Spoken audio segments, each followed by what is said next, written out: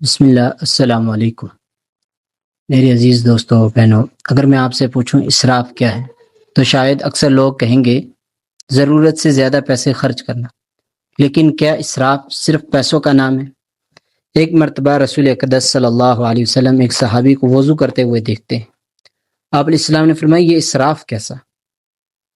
انہوں نے عرض کیا، یا رسول اللہ علیہ الصلوۃ والسلام، کیا وضو میں بھی اسراف ہوتا ہے؟ آپ علیہ السلام نے فرمایا، ہاں، اگرچہ تم بہتی ہوئی نہر پر ہی کیوں نہ ہو۔ ذرا رک کر سوچیں، نہر بہہ رہی ہے، پانی ختم نہیں ہو رہا، پھر بھی اسراف منع ہے۔ کیوں؟ کیونکہ اسلام ہمیں صرف نعمت استعمال کرنا نہیں سکھاتا بلکہ نعمت کی قدر کرنا بھی سکھاتا ہے۔ قرآن مجید میں اللہ تعالیٰ فرماتے ہیں، کھاؤ پیو اور اسراف نہ کرو، بے شک اللہ اسراف کرنے والوں کو پسند نہیں کرتا۔ میرے بھائیو، آج ذرا اپنے آپ سے سوال کریں، کیا ہم صرف پانی میں اسراف کرتے ہیں یا ہماری پوری زندگی اسراف سے بھر چکی ہے؟ کھانے کا اسراف، دعوتوں میں پلیٹیں بھر لیتے ہیں، کھانا بچ جاتا ہے، کچرے میں چلا جاتا ہے۔ حالانکہ دنیا میں ایسے لوگ بھی ہیں جو ایک وقت کی روٹی کے لیے ترس رہے ہیں۔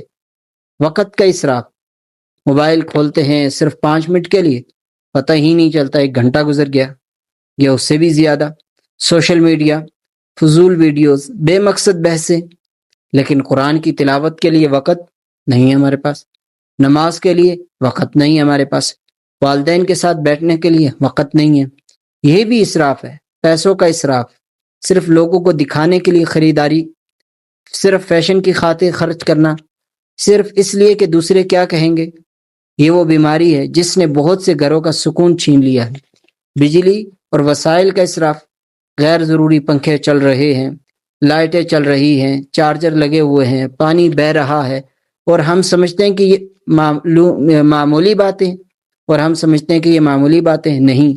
مومن کی پہچان ذمہ داری ہے، اور ایک بہت بڑا اسراف، مومن کی پہچان ذمہ داری ہے اور ایک بہت بڑا اسراف صلاحیتوں کا اسراف۔ اللہ نے کسی کو علم دیا، کسی کو زبان دی، کسی کو صحت دی، کسی کو وقت دیا، کسی کو مال دیا، لیکن اگر یہ سب اللہ کی نافرمانی میں خرچ ہو جائے تو اس سے بڑا نقصان کیا ہوگا؟ میرے دوستوں، میرے بہنوں، میرے بھائیوں، اسراف سے بچنے کا علاج کیا ہے؟ ہر نعمت کو امانت سمجھے۔ پانی پیتے وقت سوچیں یہ اللہ کی نعمت ہے، کھانا کھاتے وقت سوچیں کہ اس کا بھی حساب ہوگا، وقت گزارتے وقت سوچیں یہ زندگی واپس نہیں آئے گی، پیسے خرچ کرتے وقت سوچیں کیا یہ ضرورت ہے، یہ صرف خواہش۔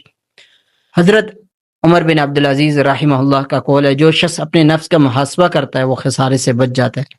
آج رات صرف 2 منٹ نکالیں، اپنے آپ سے پوچھیں، میں نے آج پانی کہاں ضائع کیا؟ میں نے آج وقت کہاں ضائع کیا؟ میں نے آج مال کہاں ضائع کیا؟ میں نے آج اپنی صلاحیت کہاں ضائع کی؟ اگر ہم روزانہ یہ محاسبہ شروع کر دیں تو ہماری زندگی بدل سکتی ہے۔ آخر میں یاد رکھیے، اسراف صرف نعمت کا ضیاع نہیں، اسراف دراصل نعمت کی ناقدری ہے، اور جو نعمتوں کی قدر کرتا ہے اللہ اس کی نعمتوں میں برکت دیتا ہے، اور اللہ تعالیٰ ہمیں اعتدال، شکر گزاری اور نعمتوں کی صحیح قدر کرنے کی توفیق عنایت فرمائے۔